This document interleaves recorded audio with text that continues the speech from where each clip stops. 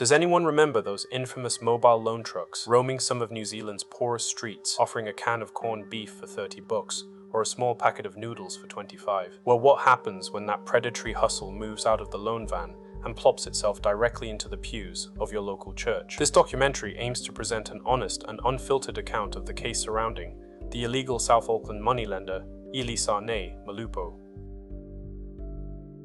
According to her own digital footprint, Ilaisaane Malupo is 40 years of age, born on January 29, 1986, in the Pacific island nation of Tonga. She attended Liahona High School, named after the religious artifact described in the Book of Mormon, while the school itself is owned and operated by the Church of Jesus Christ of Latter-day Saints. Years passed, and she relocated to New Zealand, where Malupo would eventually settle on the south side of Auckland. Embedding herself in the local Tongan community, she became a respected, highly active member in church and community circles. But by early 2024, she had identified a lucrative vulnerability within her own backyard. From the month of March 2024, Malupo began providing private lending services under a business named Nane Easy Loan Finance Services NZ. Trading simply as Nane Loans, she positioned herself as a neighborhood financier for those with nowhere else to turn, large families struggling with cash flow, people under financial pressure, and borrowers with poor credit histories. But there was one major problem. Behind the friendly image of Nane Loans, Malupo was not authorized to operate as a consumer lender in New Zealand. She was not certified by the Commerce Commission and had no legal right to offer loans. Yet despite this, she went on to provide those services anyway, with investigators later alleging much of that lending was directed toward members of her own Tongan community. The true scope of her audacity was hidden behind a polished, public facade. On March 17, 2025, a YouTube video surfaced showing the grand opening of her enterprise. Written in a mix of Tongan and English, the title roughly translates to Highlight, Opening and Blessing of Nane Financial Service Limited NZ, with the ceremony itself dated Saturday, March 15, 2025. The footage captured a golden ribbon being cut in front of the doors to a new office space, surrounded by balloons, family, and friends. At the center of the ceremony was a prayer from a local elder, blessing the business and presenting Malupo as a local success story, a forward-thinking community-driven entrepreneur. But the grand opening was only one piece of the image he was building. Between January and May of 2025, Malupo's social media became a running showcase of what appeared to be the fruits of her labor. Video after video showed her and her husband eating good, dining out at different restaurants, buying new clothing, taking flights, staying in hotels, and even purchasing a brand new watch at a jewelry store. But while the holidays and celebrations unfolded on camera, the reality behind Nane Loans was far darker. The business wasn't just operating outside the law, it was operating with predatory terms. To secure what looked like a financial lifeline, desperate borrowers agreed to a staggering weekly interest rate of up to 15%, and if they failed to clear the debt within 28 days, that already punishing rate would instantly double. On top of that, Malupo imposed a daily late fee of $10 for every day an account remained in arrears. But the true cruelty of her operation lay in the collateral she demanded. When securing these loans, Malupo often required borrowers to hand over koloa, traditional woven mats and tapa cloths carrying deep cultural and family significance. By holding these treasured items as security, Malupo placed enormous pressure on borrowers to repay her, no matter how punishing the terms became. But the paper trail actually began to catch up with Nane Loans in the autumn of 2024. The Commerce Commission caught wind of the underground operation after a local financial mentor raised the alarm, filing a formal complaint regarding Malupo's predatory tactics. By July 2024, authorities issued their first formal warning letter, notifying Malupo she was breaking the law. Her initial response was a masterclass in deflection.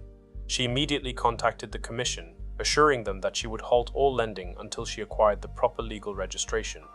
But this was a lie. The underground cash flow never stopped, and Malupo knowingly continued to distribute the illicit loans. Despite receiving 3 subsequent warning letters between July 2024 and April 2025, she simply ignored the government's guidance. Public corporate records show she officially registered Nane Financial Services Limited on January 3, 2025. This was just months after receiving her first warning, and just weeks before her YouTube grand opening, right amidst the dinner dates and plane tickets. The standoff reached a boiling point in the month of April 2025, when the Commerce Commission hit her with a definitive "Stop Now" directive. Once again, Malupo played the role of a cooperative citizen, expressing deep remorse for her actions and promising to shut her operation down. But this time round, the Commerce Commission wasn't taking any chances. Determined to halt the financial bleeding, 2 months later, they preemptively filed criminal charges against her in the month of June. She was charged with providing financial services without registration, as well as attempting to deceive or mislead the authorities. Following an initial court appearance, she was released on bail under strict orders. But even the threat of prison didn't seem enough to break her habits, and in September 2025, authorities caught Ms. Malupo brazenly breaching those release conditions by issuing yet another illegal loan. Building a complete picture of the damage proved to be a forensic nightmare for the prosecution. Malupo had deliberately failed to maintain accurate financial ledgers and actively destroyed other administrative records to cover her tracks. This obstruction left investigators completely blind to the true number of victims trapped in her web. After months of stalling and a blatant disregard for the bail conditions, the evidence became insurmountable. In February 2026, Ilaisaane Malupo finally folded, officially admitting to illegally providing personal loans. And in the month of May 2026, she appeared before Judge David Sharp in the Auckland District Court. Crown Prosecutor Elizabeth Rutherford was quick to highlight Malupo's continuous defiance, pointing to the September bail breach as clear proof that she had little regard for the law. In her defense, Malupo's lawyer submitted a letter of remorse, claiming the prolonged legal saga had fundamentally changed her. They also argued that she had since enrolled in financial literacy courses and was dedicating her time to her local church. Judge Sharp acknowledged the possibility of rehabilitation and encouraged Malupo to continue taking the courses. He even suggested that if she became properly qualified to provide financial services, those skills could potentially become a valid alternative to traditional community service and a legitimate way for her to support her community. But despite these claims of change and reform, Malupo was still facing serious consequences. For the representative charge of providing a financial service without being registered, she faced up to 1 year in prison and a fine of up to $100,000. She also faced a further possible fine, again of up to $100,000, for attempting to deceive or knowingly mislead the Commerce Commission. After some back and forth discussion and careful consideration, the final decision was decisive. Ilaisaane Malupo avoided a prison cell and was instead sentenced to 150 hours of community service. The court also issued a sweeping 2-year banning order, legally prohibiting her from participating in any sector of the financial services industry. But when calculating the final financial penalty, Judge Sharp found himself in a complex judicial bind. He noted that after taking into account all aspects of the case, the appropriate starting point for her offending was roughly $50,000 in combined fines and restitution. However, that same day in court, Malupo submitted a sworn financial declaration that painted a very different picture from the life of luxury seen on social media. Malupo claimed she possessed 0 assets and was currently surviving on a meager income of just $62 a week. Recognizing that a massive fine would be uncollectible, the judge was forced to drastically reduce the financial penalty. She was instead ordered to pay $15,000 in reparations, distributed among 7 identified borrowers who had come forward. This was significantly less than the $32,698 she actually owed her victims. Judge Sharp acknowledged that this would be a slow process, but said it was important that the victims receive, at minimum, some sort of compensation. And because of her claimed poverty, the court permitted her to pay the restitution back at a staggeringly slow rate of just $40 a week.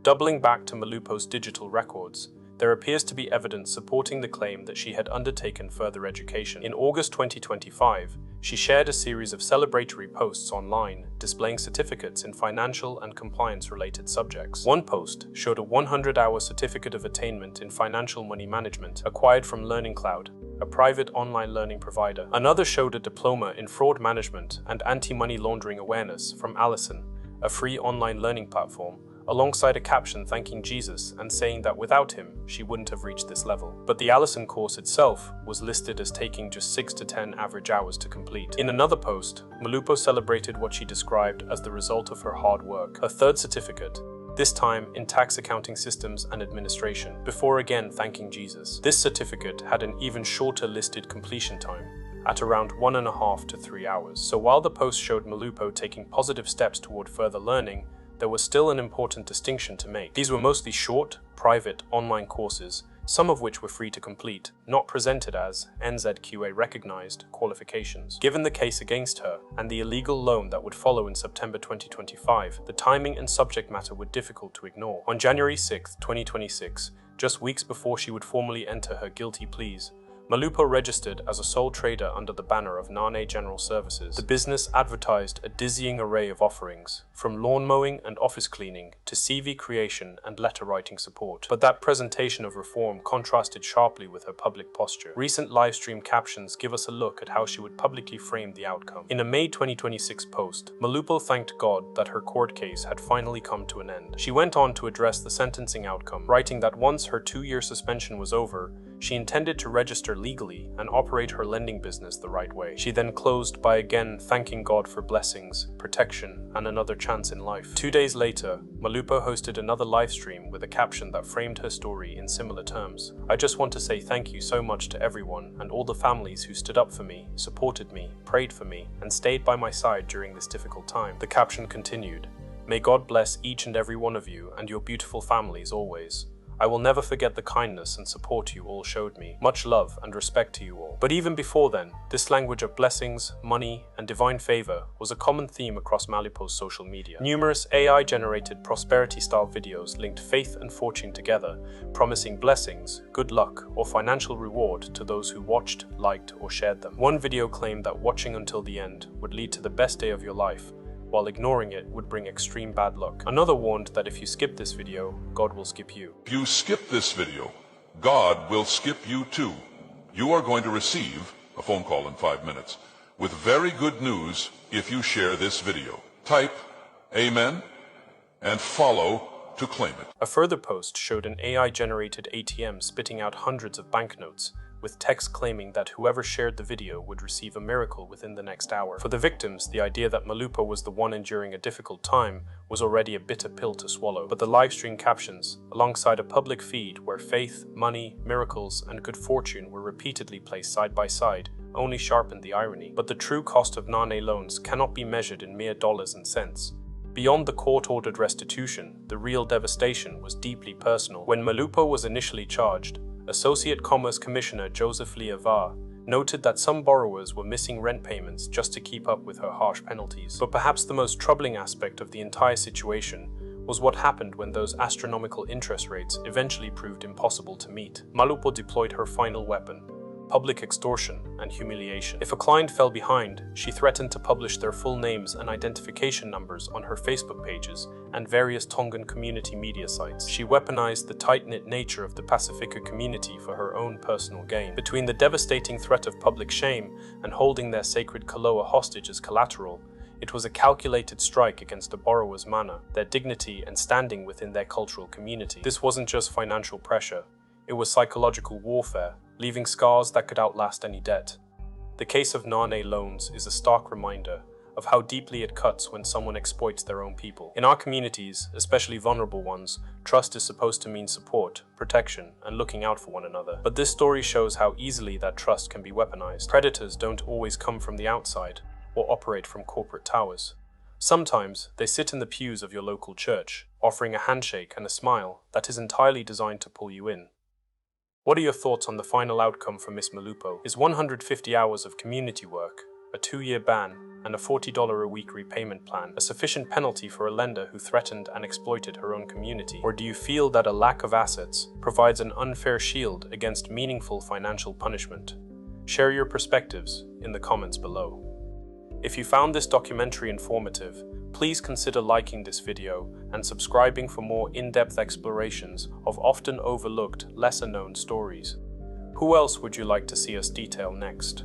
Your engagement helps us continue to shed light on otherwise unheard narratives.